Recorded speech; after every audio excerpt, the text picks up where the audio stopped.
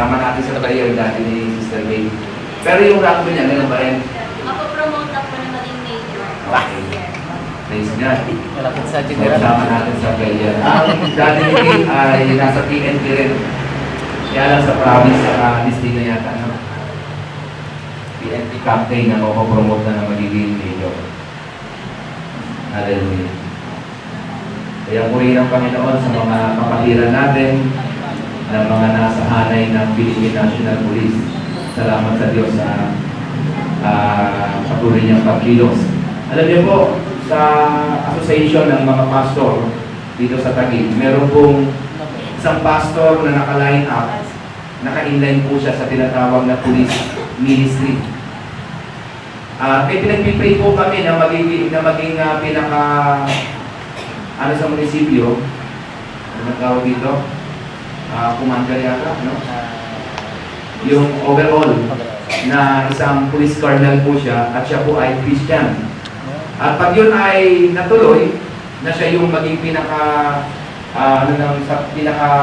in-charge sa Taguig, sa buong Taguig. Colonel po ito, full-fledged colonel, pero Christian po siya. Ang bawat PCP ay mapapasok ng salita ng Diyos. Sabi nga nung sa agap, sa pag-uusap namin sa meeting, ay pwede natin i-extend ang ating church hanggang sa PCP, Police Community Precinct. Pwedeng mag-conduct doon ng once a week Bible study. Sama po natin yan sa panalangin. Isa pa sa napakinggan ko, which is very, very true, na mas maganda ang isang pulis ay maging Christian na muna bago maging pulis. Mas mahirap po kasi na pulis na siya na maging Christian. Kasi yung training nila iba po ang training, ang mindsetting ng mga kapulisan. Kaya mas advantage na bago siya naging pulis ay meron na kasi na word. Christian na siya. At mas mahirap kasi na yung pulis na siya bago siya maging Christian. Medyo struggle na yan. Lalo na kung siya ay isang opisyal. Alam niyo naman yung pride, yung tigas ng puso. Sabi ng isang pastor, isa sa training ng mga yan ay huwag basta-basta magtiwala sa tao. Isa po yan. Lalo na pag-intelligence yung kanyang linya. Anyway, salamat po sa Panginoon. Purihin po ang Diyos sa mga testimonies, mga patotoo na ating napakinggan ngayong gabi. Palampakan po natin ang ating Panginoon. Hallelujah.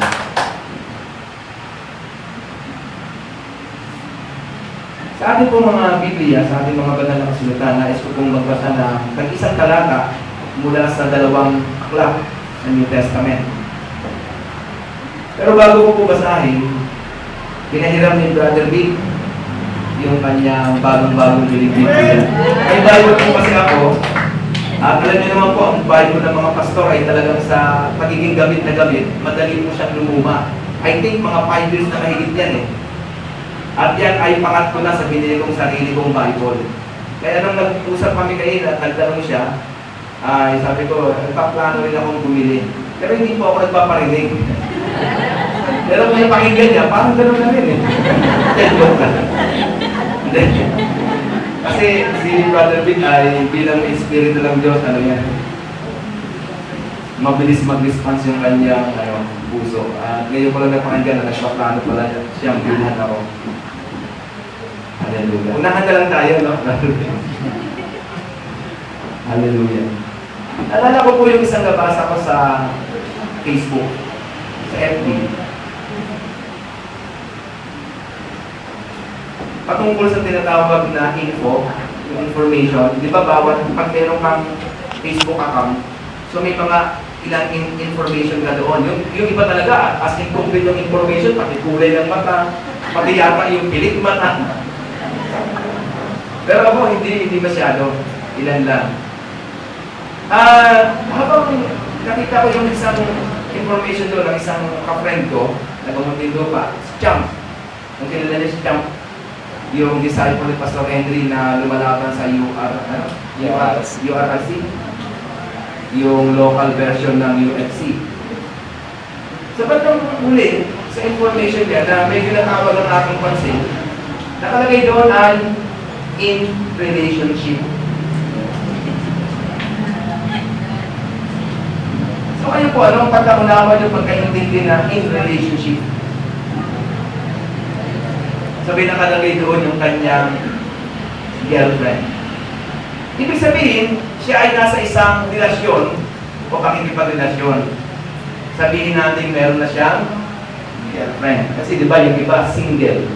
Pero pag sinabing in relationship, meron siyang girlfriend o meron siyang relasyon o karelasyon o nasa isa siyang pakikipagrelasyon.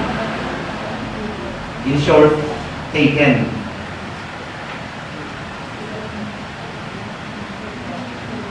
Naisip ko mga kapatid, sabi ko, pag mag-aano pala ako, lalagay ako ng information about myself, about me, magkaroon ako ng idea na ang ilalagay ko naman, idadagdag, hindi in relationship. Kasi given na yun eh. Once na ikaw ay married, ibig sabihin, you are already in relationship. Taken, and not negotiable.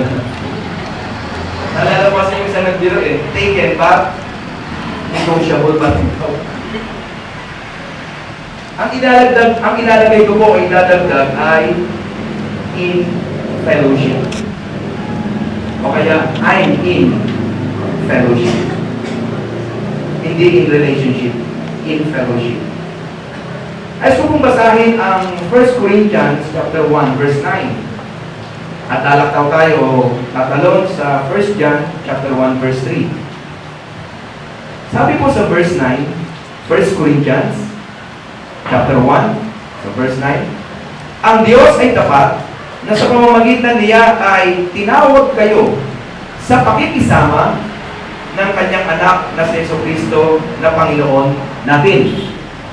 God is faithful by whom you were called into fellowship of His Son, Jesus Christ, our Lord. 1 John chapter 1 verse 3. Yamang aming nakita at narinig ay siya rin naming ibinabalita sa inyo upang kayo naman ay magkaroon ng pakikisama sa amin. Oo, at tayo ay may pakikisama sa Ama at sa kanyang anak na si Jesucristo.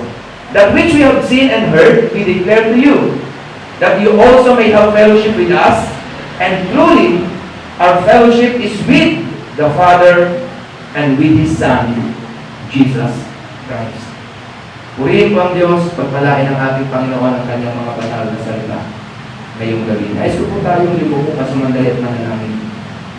Dakilang Diyos, amang banal, maraming po salamat. Minsan pa, sa muli na namang pribileyo at pagkakataong ito na ibinigay mo sa amin, na ginawa mo sa aming mga buhay, na kaming muli ay nasa gawain mo.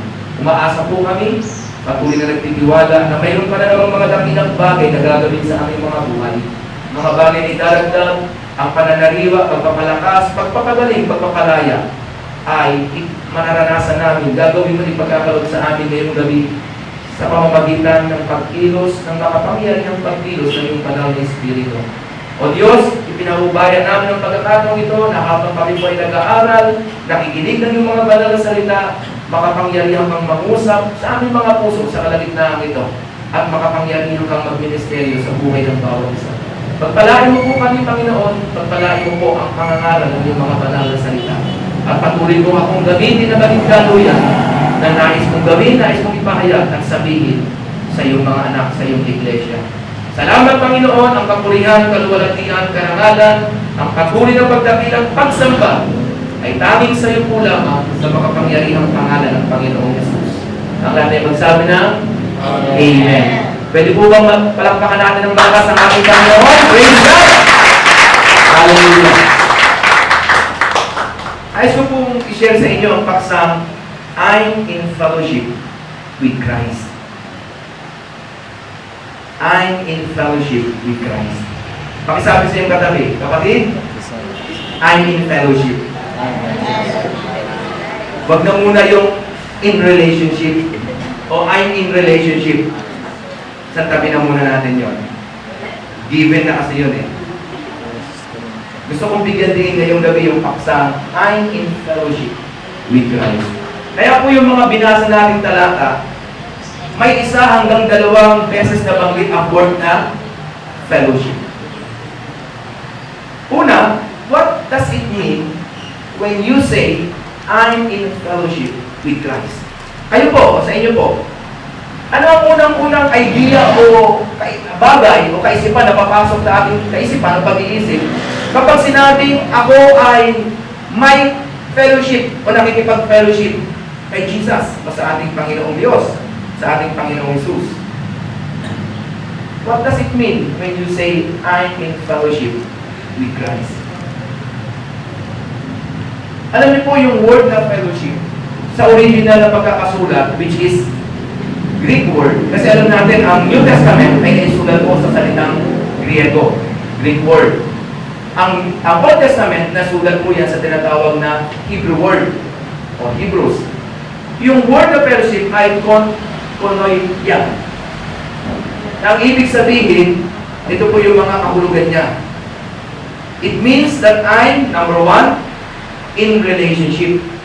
Pag sinabi pa lang, I'm in fellowship with Christ, I'm in relationship with Christ. Kung may fellowship ka kay Kristo, ibig sabihin, meron kang relasyon o pakikipagrelasyon kay Kristo. Pangalawa, I'm in partnership with Christ.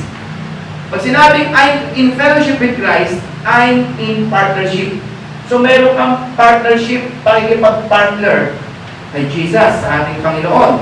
Pangatlo, yung word na I'm in communion. Pag sinabing communion, unity. Ako ay may pakikiisa.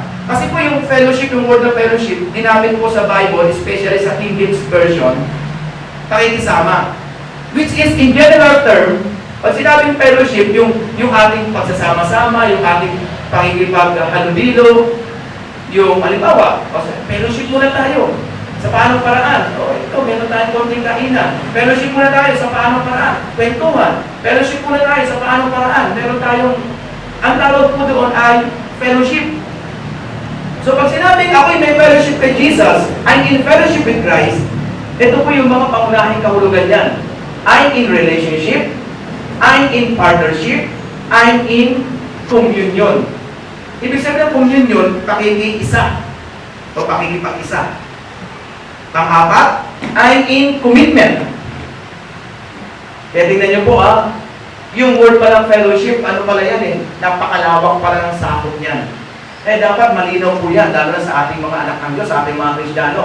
Kapag ikaw ay may fellowship kay Christ, ikaw ay may relationship sa Kanya, may partnership ka sa Kanya, nakikipag-partner ka sa Kanya, sa lahat ng bagay po yan. Sa ministry, sa trabaho, sa goal ni Jesus, sa tinatawag na cause ni Jesus. Saan pa? Nakikipag-partner ka.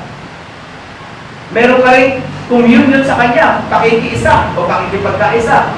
At pang-apat, you are in commitment.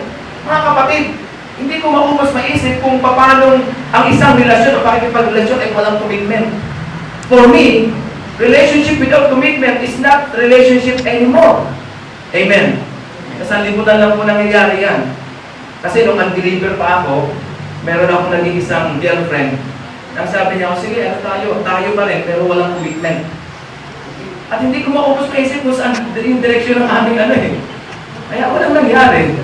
Kasi walang commitment Ibig sabihin, wala pong relasyon, walang maganda, matibay, malalim na relasyon na walang commitment. At yun na yun ang ating, ganun na ganun yung pakikipagrelasyon natin kay Jesus. Hindi pwede yung relasyon mo kay Jesus, yung pakikipagrelasyon mo sa ating Panginoong Hesus ay walang commitment. Otherwise, walang pupuntahan niya, walang direksyon, mahuna po yan.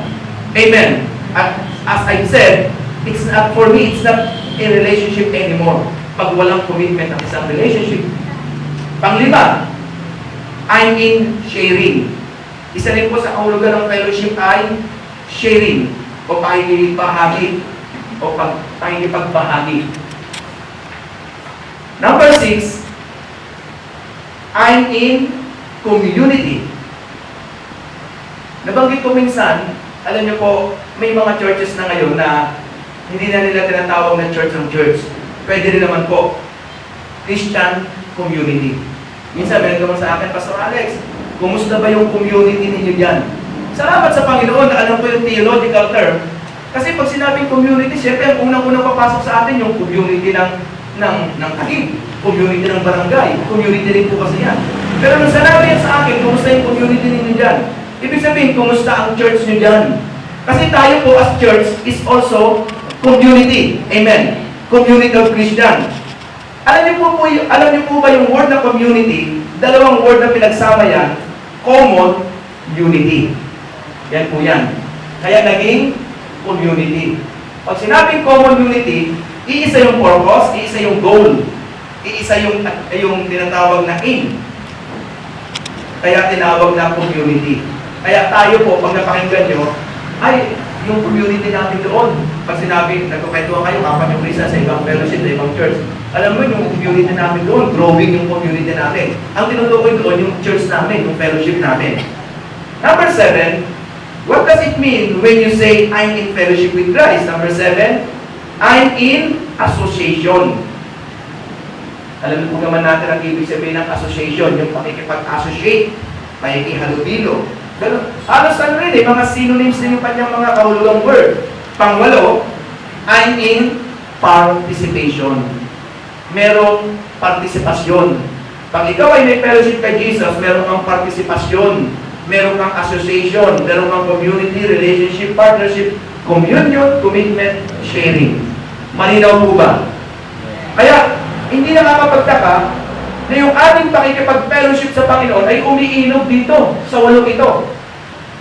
Yung pakikiisa, yung tinatawag na commitment, yung maikibahagi. Napansin nyo ba?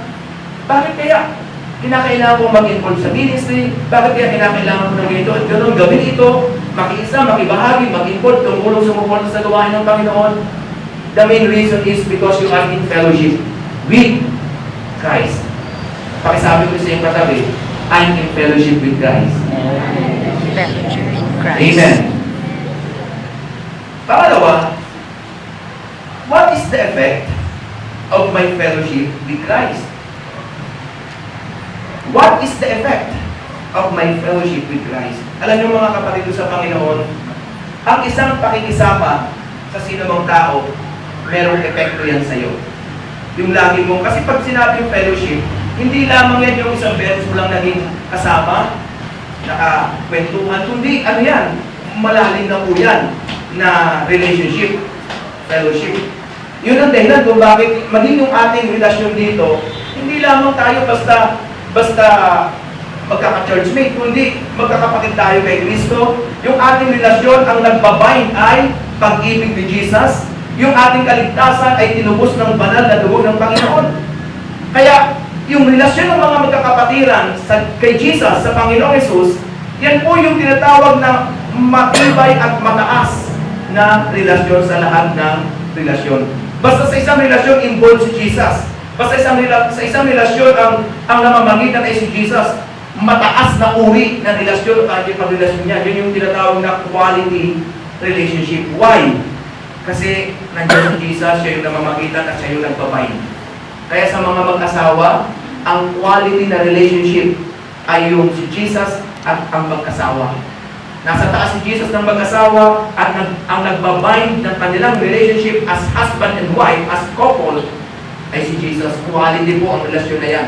Pero kahit anong ganda ng relasyon na yan, kahit anong ganda ng kasalang ginanap, kahit ano pa, kung wala si Jesus sa gitna, sa taas na nagbabind ng relasyon nila, hindi po manasabing quality ang relasyon na yan. Amen. Pastor, paano kung mag-asawang Kristiyano na, nagkakaroon pa rin ng tinatawag na disagreement, minsan nagtatalo, minsan nag-aaway pa nga. Para sa akin mga kapatid, kahit na.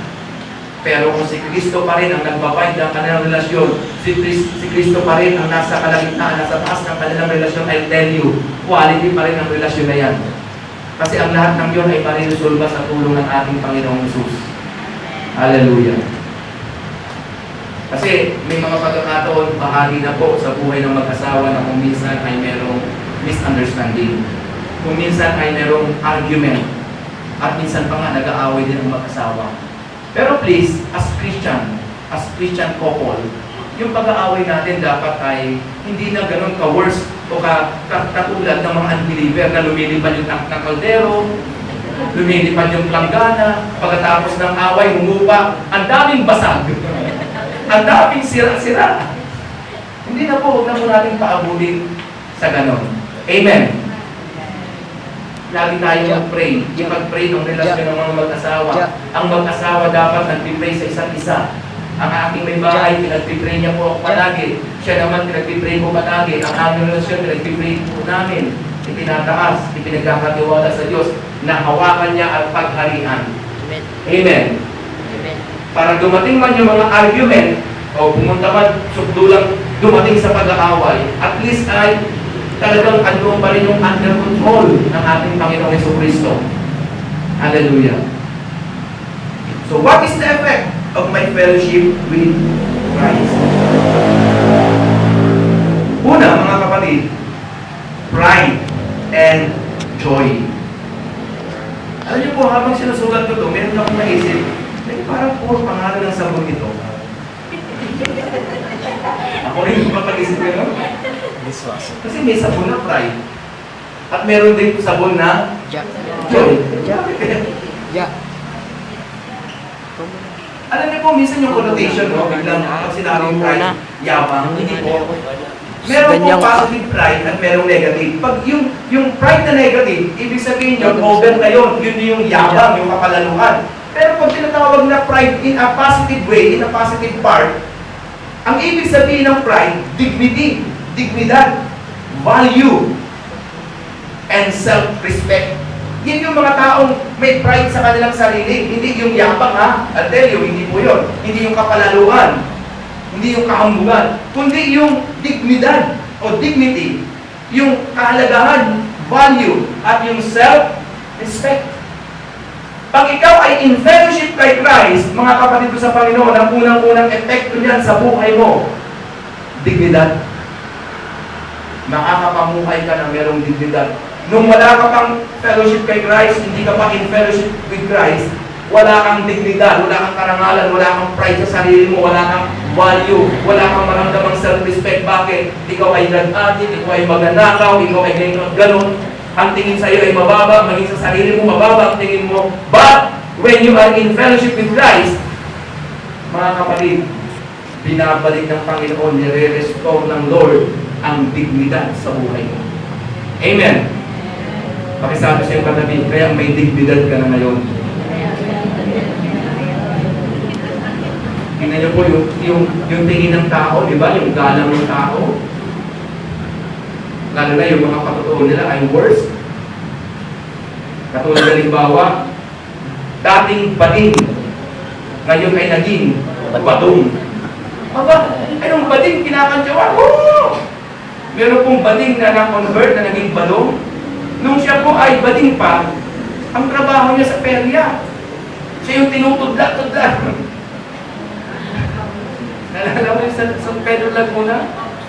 Pero yung bading, nakabikinit bra. Tapos nandun siya sa perya.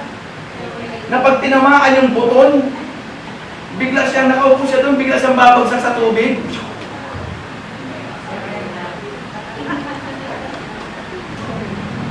Palakpakan ng mga tao, walang dignidad. Tapos pag doon saan nakita, kinakantyawan, ganyan po yung mga bading eh.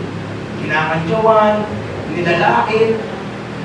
Eh sa mga bading, doon sa mga kilala yung kamag-anak ng bading, sharean po natin, mahalin natin sila kasi kawawa po sila. Hallelujah.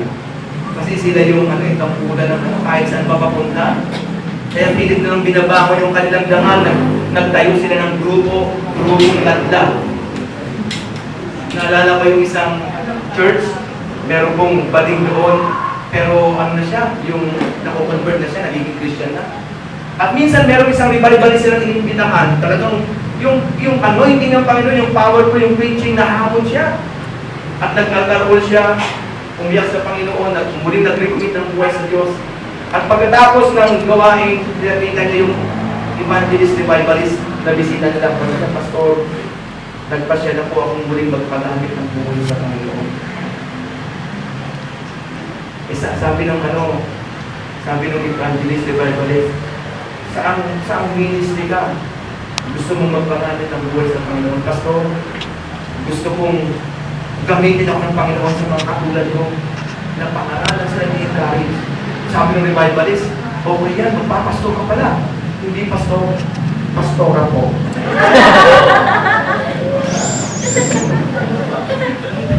Hindi ba patuwa ng pastor? Pastora pala.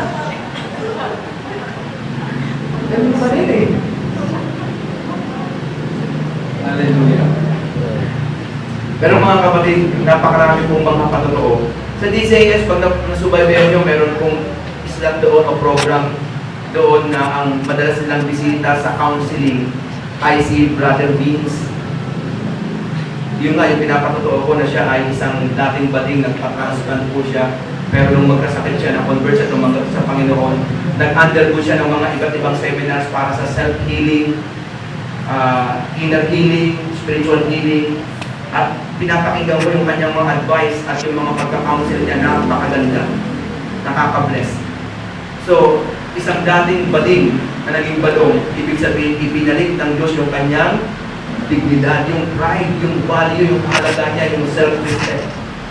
Alam niyo po, yung fellowship natin kay Jesus, yung pakikipag-fellowship natin kay Jesus, or lahat ng may fellowship kay Jesus, ang unang epekto nila yan, ang unang epekto niyan sa kanilang sarili, pride and joy. Dignity, value, self-respect, at yung joy, alam natin, kagalakan. Amen. Bakit pride and joy? Because it is the highest fellowship among fellowship. Sa lahat po ng klase ng pakikipag-fellowship, name it, magbanggit po kayo, ang pinakamataas na fellowship ay yung pakikipag-fellowship kay Christ and Jesus. At dahil yun ang pinakamataas na fellowship o pakikipag-fellowship at meron ka nun, mga kapatid, dapat you are dignified. Dapat may pride ka, meron kang joy. Praise God. Hallelujah. Huwag kang manliit sa iyong sarili.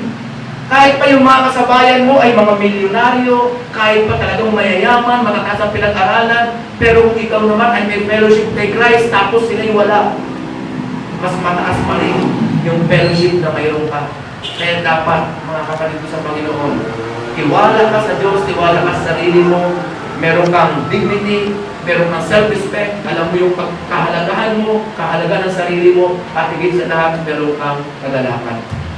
Nais ko pong gamitin ilustrasyon yung tinatawag na kung ikaw ay merong kaibigan na kilalang leader ng ating bansa at madalas kasama mo siya, I'll tell you, ang pride mo grabe.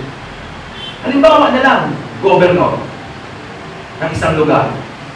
Madalas kang kasama mo siya sa kainan, sa mga pupuntahan, at kitang-kita din ng mga tao na ikaw ay kasama niya. Yung respeto ng tao sa iyo, iba. At iba na rin, nagiging iba rin yung iyong tingin sa sarili mo. Andun yung minsan nga, nasosobrahan, pag unbeliever, yabang na. Hindi na basta dignity, kundi yabang na. Oh, sa isip-isip ko lang, huwag kayong gulo sa akin. Napakalapit ko kay governor. Napakalapit ko kay congressman. Napakalapit ko kay mayor. Dahil ako, mga kaibigan mo, yung madalas mong ka-fellowship, senador. Madalas mong ka-fellowship, governor, yung sinabi ko, congressman, mayor. Yan yung madalas mong mga ka-fellowship. Diba? Andun yung kagalakan mo, andun din yung dangal. Yung nga, kung hindi ka magiging maingat, lalo na sa mga unbeliever, yabang na, anong sabi po minsan nung napakinggan ko yung hearing about na Napoles, na sinasabi ng pulis. Sabi nung isa, sabi daw nung kapatid ni Napoles, yung sino yun? Ben Burloy, natawa ng tawa, nasa paglilitis.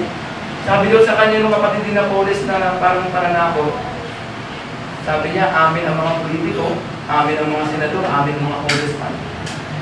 Ibig sabihin, dahil nga kapelo-fellowship nila yung ilang mga senador, yung ilang mga congressman, ganon kalakas ang kanilang loob. Ganon sila katiwala na gumawa ng masama. Mga kapatid, kung titingnan natin ito, ang katotohanan ito sa ating Panginoong Yesus, ang kapellowship mo ay si Jesus. Kaya dapat ikaw na may fellowship kay Jesus, andun lagi ang iyong kadalakan, nandun lagi yung iyong dignidad, yung self-respect. Amen. Saan ka man pumunta? Hindi yung parang nanliliit ka, na parang wala kang mukhang maiharap. anak ka ng Diyos.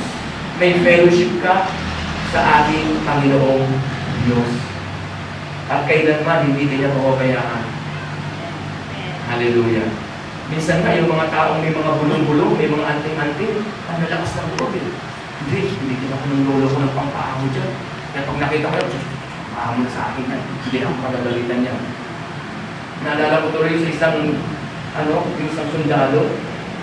Sabi ng lolo niya, ako, itong anting-anting meron akong ibibigay sa iyo.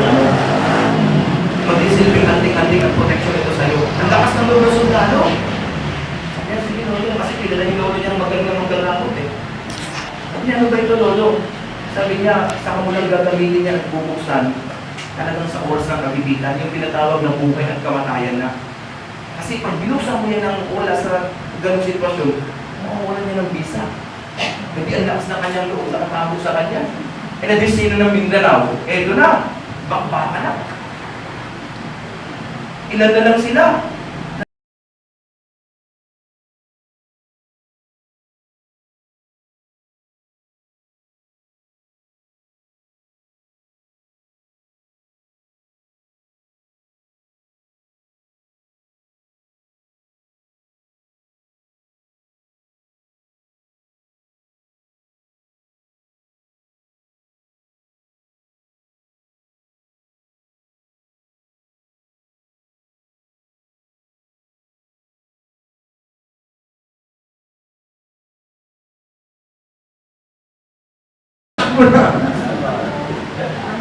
Maliligtas nila siya doon.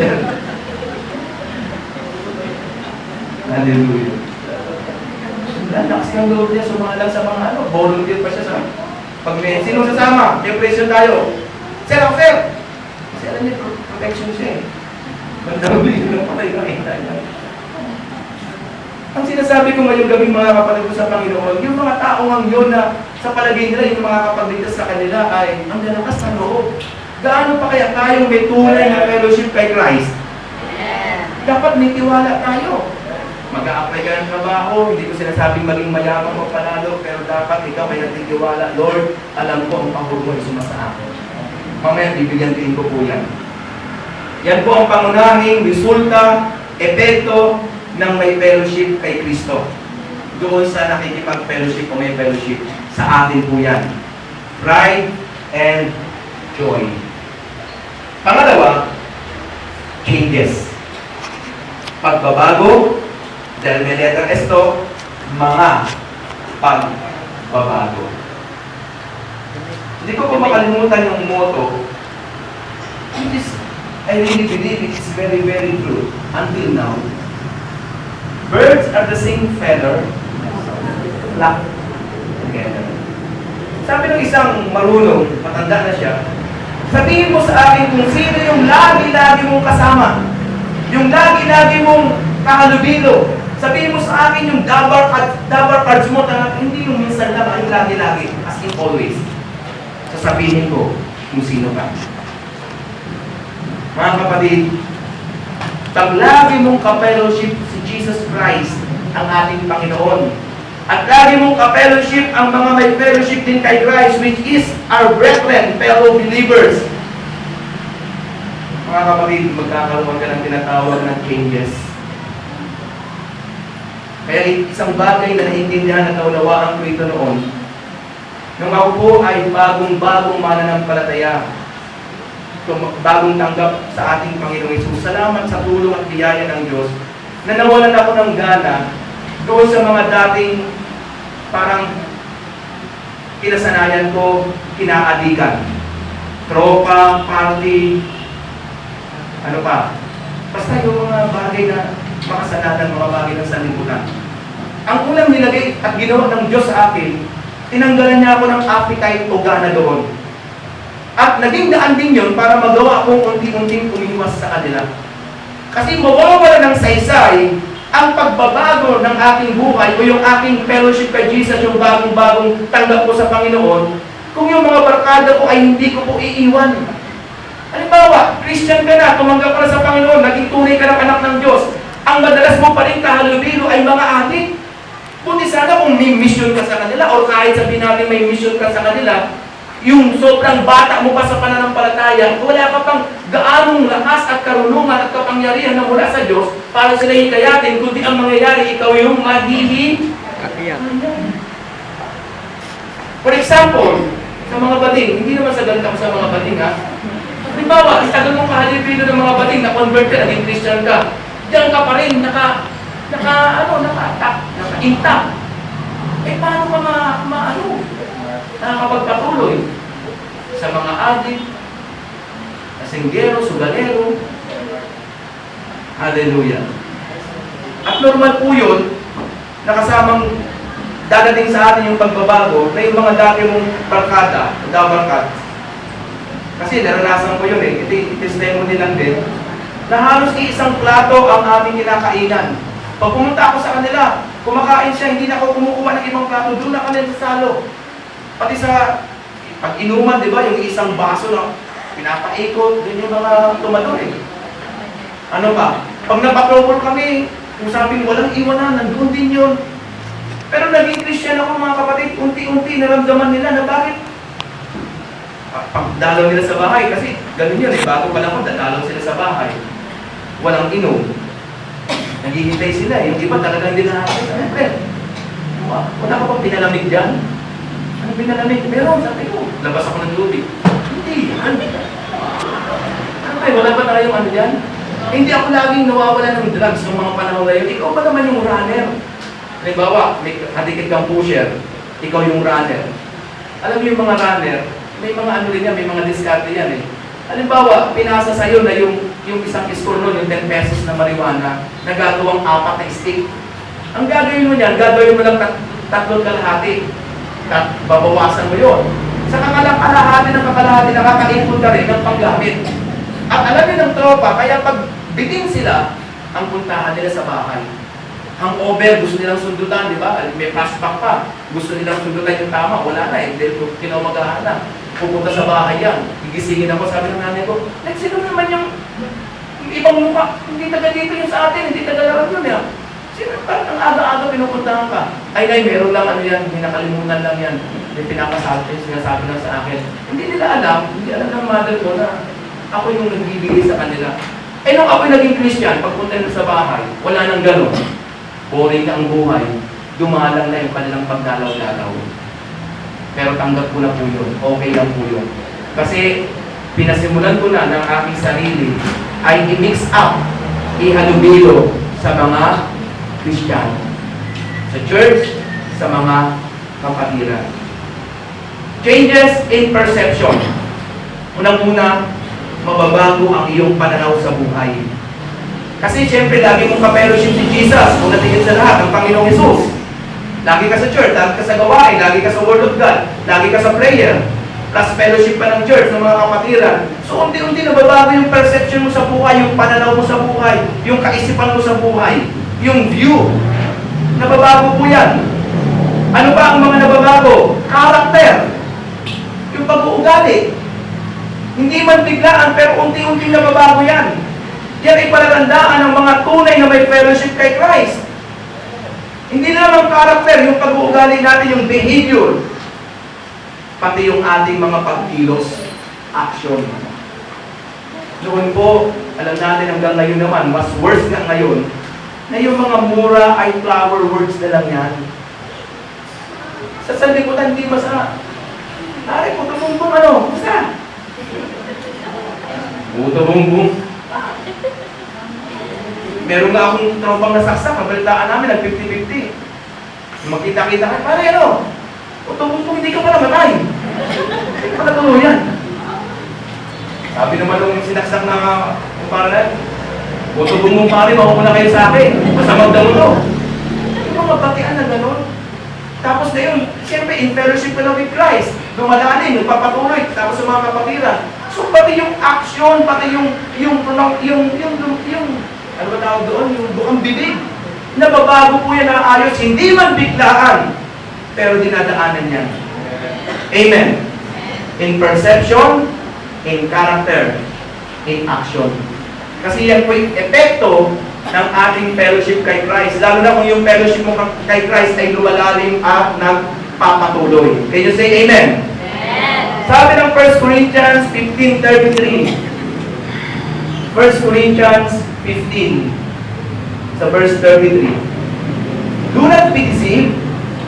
Evil company corrupts good habits. Huwag kayong padaya. Ang masamang mga kasama, ang masamang mga ka-fellowship, lagi-laging ka-fellowship ay sumisira ng magandang pag-uugali. Tingnan niyo po, kinumpleto ng Sister Melody, companionship, communion, association, ka-fellowship, corrupt and degrade good manners and morals and character. Ang lagi po ba naman kasama ay mga lasinggero? Hindi nakakapagtaka, isang araw lasinggero ka na rin. Amen. Pwede po yan kasi sinabi ko na yan sa sarili ko, bata pa lang ako eh. Sabi nila, wala, kaya magiging pa. Bata pa lang ako, hindi ko na unawaan, pero lumalaban ako. Sabi ko, hindi. Sumasama-sama lang ako sa ila, pakikisama lang yan. Pero mga kapatid, mahigit lang isang taon na sila yung lagi-laging kasama. Ganun na rin ako, unti-unti sa kanila. Lumala pa nga sa kanila. Dumating sa point ng aking buhay ng panahon na ako'y umiinom, alam ng nanay ko yan. Kaya nagkaroon ako ng tama sa sikmura eh. Yung pulser. Na nasubukan kong sumuka, na yung mukha ko nasa inodoro na halos. Ang sakit-sakit, ang pait-pait ng aking, kala ko kulang na lang yung bituka ko ng isuka ko. Kasi pag napainom ako ng mga panahon na yon, siyempre kabataan, piyesta, napasalang ka sa isang inuman, isang malaking lamesa. Ang mga kasabayan mo, kung tawagin sa lugar namin, mga antigo, mga veterano, walang tayuan, wala nang kain-kain. Inuwi ako sa bahay, akay-akay ng ako ng barkada ko, wala na. Pagdating ng mga ating gabi, suka na ako ng suka. Walang kinain. Ang alak na ininom namin ng hard. Hallelujah. Kung sino yung lagi mong sinasamahan, kung sino yung lagi mong kasama, word na lagi, magiging ganun ka. Amen. Kaya mga kapatid ko sa Panginoon, dapat nakita po yung pagbabago o mga pagbabago sa ating buhay. Dahil may fellowship tayo kay Christ. Amen? At kung hindi nakikita yan, mga kapatid, dapat mag-isip tayo.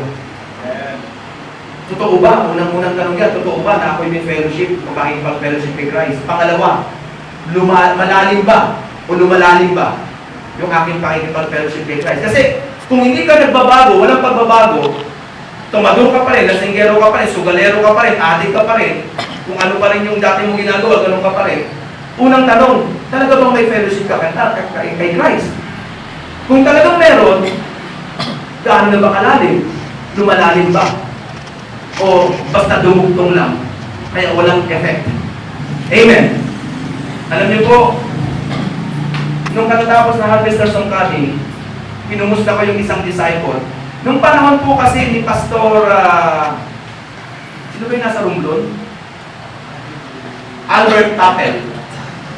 Matagal po siyang naging head ng Romblon. Madalas po ako maimbitahan doon as guest speaker, conference, revival, at minsan may kinasal pa nga ako somewhere in part of Romblon, Sibuyan yata, kasama ko si Mac. Meron isang disciple na kilala ako. Yung disciple na yon, nung panahon na nasa Romblon, bago pa lang, lalaki po siya. Siguro mga mag-1 year pa lang siya. Ngayon, nasa Manila na, dito na tumira, nanirahan. Tinuloy niya ang kanyang pagpapadisciple, pagpapagamit ng buhay sa Baclaran, Parañaque Church. So dahil kilala niya ako, mainit ang aming batian, at kamakailan, dahil sunod-sunod yung gawain doon, nakakwentuhan ko siya. At meron siyang bagay na i-share sa akin. Sabi niya, alam mo, Pastor, gusto niya talaga magpagamit ng buhay kung tatawagin siyang magpastor kasama ang kanyang pamilya. At ang binalita niya, mula daw sa kanya, sa asawa niya, at yung mga kapatid niya ngayon ay Christian na pati mga magulang. In fact, yung isang kapatid niya ay may church ng dinadaluhan. Kasi sa Las Piñas, sabi niya, Pastor, kasi hindi pa sila ganun talaga kaano, ako pa lang yung kaya kong tagaan mula Las Piñas to Parañaque, balik-balik. Buti na lang, nakakapag-sideline siya kay Dulce, yung negosyante, at kapag nakatulog siya doon, binibigyan siya na abutan para pamapamasahan niya talawan. Pero yung nanay niya, mga kapatid, gusto sana sa Dubai, kaya lang, from Las Piñas, 2 sakay yata, tatlo hanggang dalawang sakay kasama tricycle. So hirap. So siya lang talaga ang nagkaroon ng commitment.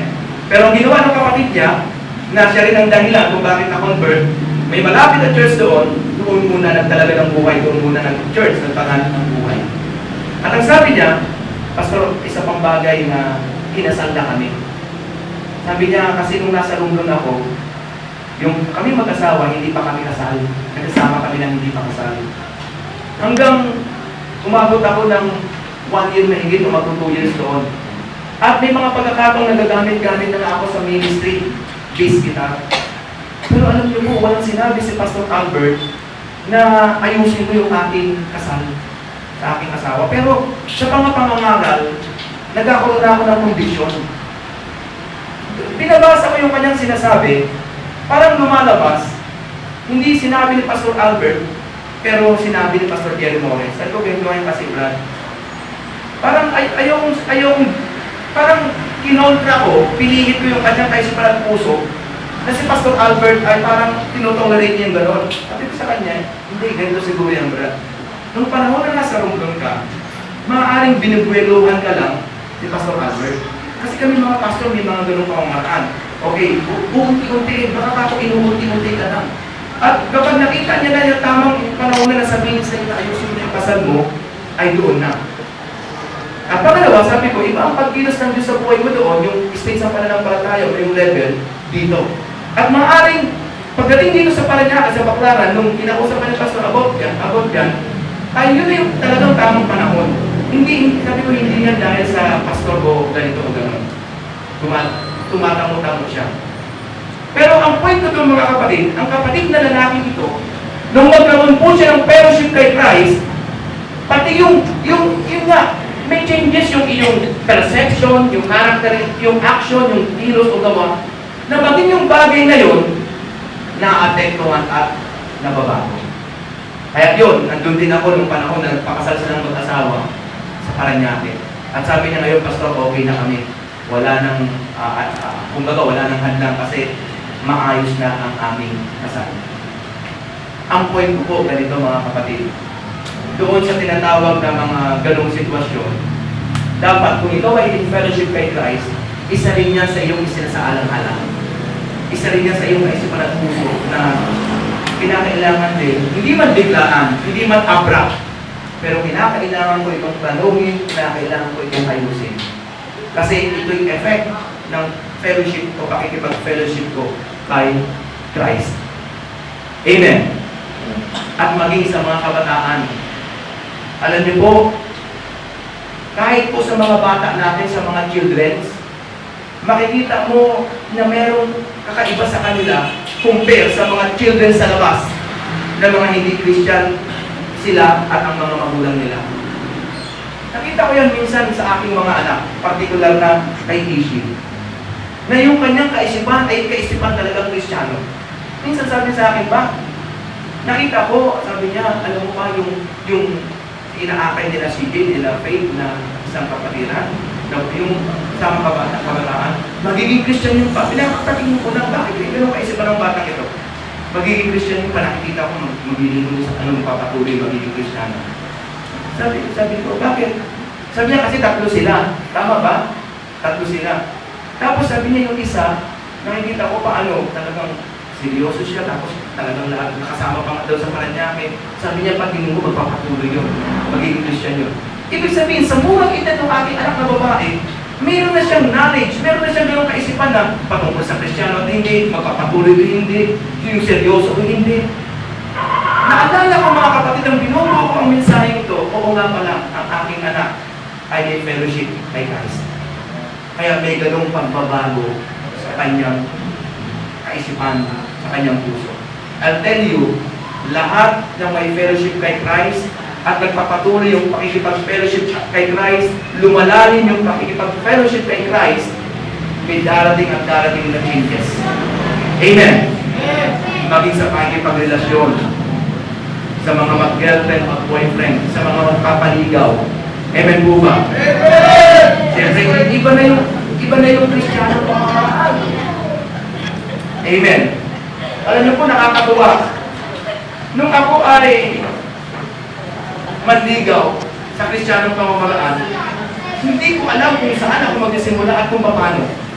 Pero nung unbeliever ako napakasimple lang. Kasi syempre iba na rin eh. Amen. Pupurmal ka.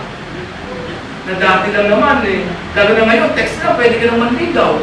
Noon, yung panahon namin, wala kang text, susulat ka, aabangan mo lang sa kanto-kanto, sasabayan mo lang sa school, sa kalsada. Wala po akong pinupurmalan ng mga panahon na unbeliever ako. Pero ito na. Sabi ko kay Pastor Arnel, bro, hindi na naman yung pangangaral mo. Sinabi mo pa sa pangangaral na lahat ng babae sa church, niligawan ko. Iniisip nila. Sabi niya, dito, bumawi ka na sa susunod na taon, pag ikaw ito kayo. Sabi, nilinaw ko sa mga kapastoran, kasi kumain kami kila brother doon, sabi ko, ganito kasi yun. Noong mga panahon na ako nagpapadisciple sa Laram San Pedro, Laguna, ako po yung dumating sa tinatawag na pagkahilog na. Na ang Father's House, alam naman natin, merong vision, merong medyo, sila, yung ma-push. Ibig sabihin, madiin sila, na kapag ikaw ay hubog na, pwede ka nang in-launch out.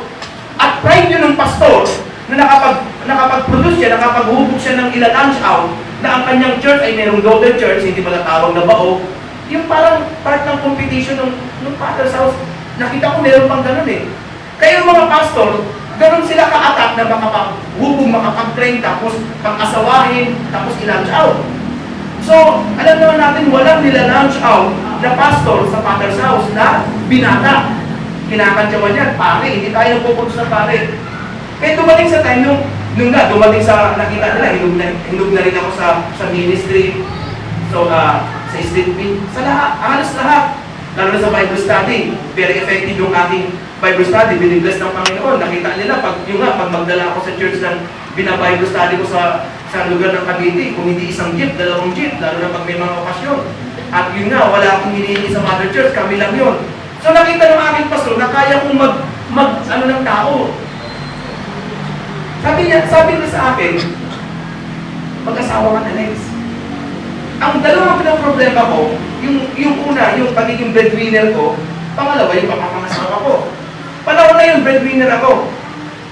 Sabi ko, kung mag-aasawa ako, si Nelly po, nag-aaral ng nursing sa Perpetual, yung gusto ko kapatid, pinapaaral lang uncle ko sa ibang bansa. Ang problema, yung pagkain at yung allowance sa akin galing.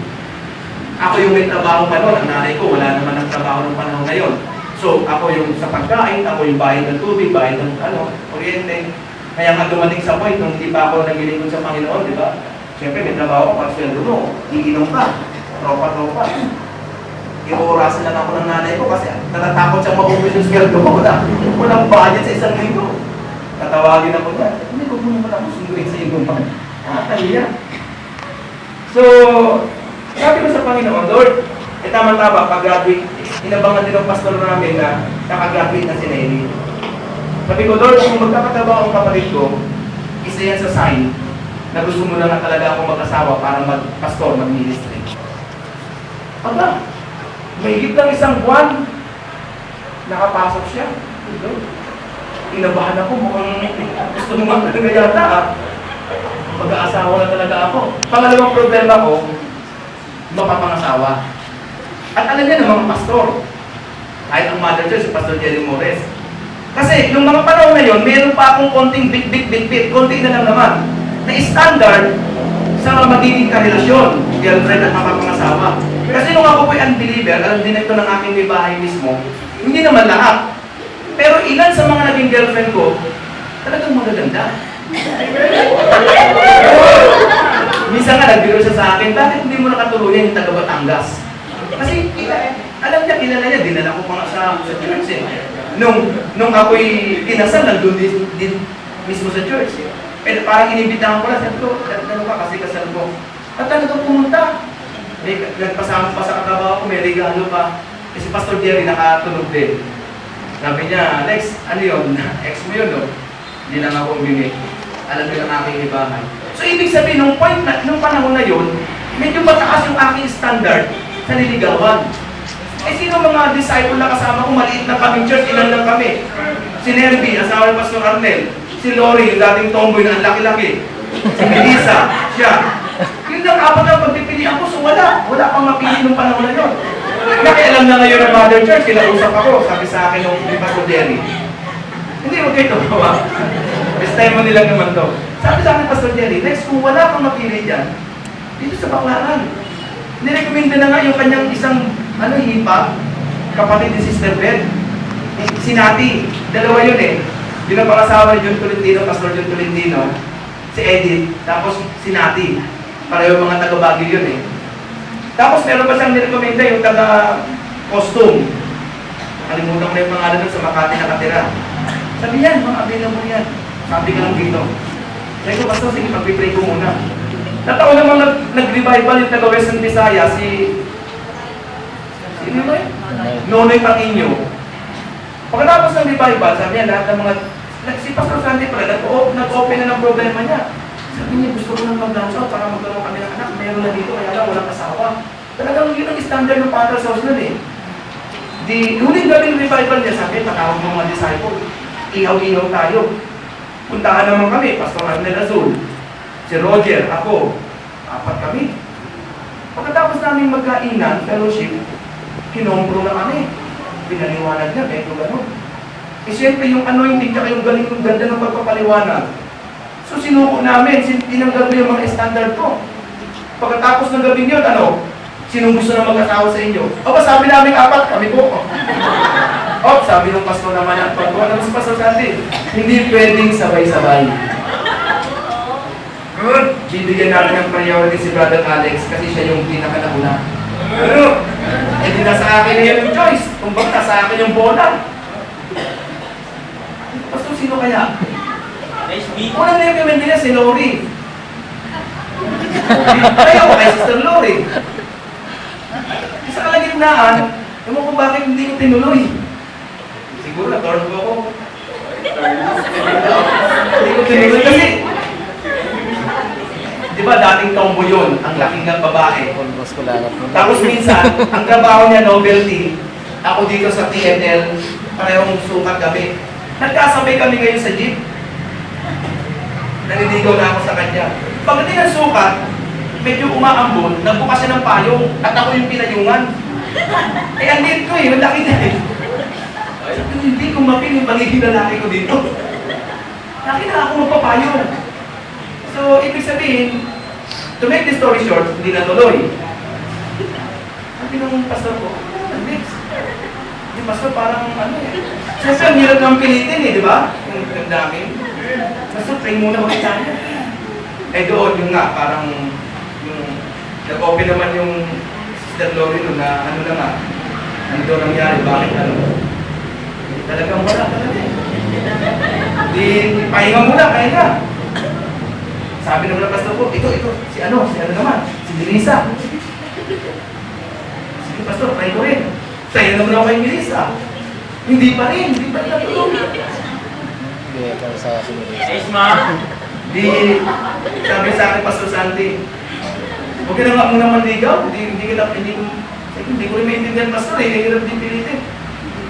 Sabi, sige, huwag ka muna manligaw. Pag naligaw ka ulit, didiin na kita. So, ibig sabihin, yung sinabi ng Pastor Arnel, hindi dahil sa playboy ka na niligawan mo lahat. Doon sa sitwasyon na parang inuubliga ka dahil ka magpapastor ka na. So, nag-transfer ngayon si Pastor Tani. Di ba, may transfer pa nun, may over and over. Si Pastor Sandy, bumaba ng bayan, nalipat sa Pastor Tani. At yun nga, kinakailangan na ang sanusin ng pastor. Binata pa rin ako. So, doon na. Talagang nag-pray na rin ako. Sabi ko, sige Panginoon, kung ito talaga ang kalooban mo, nag-fasting po ako. At yun na ang aking libahay.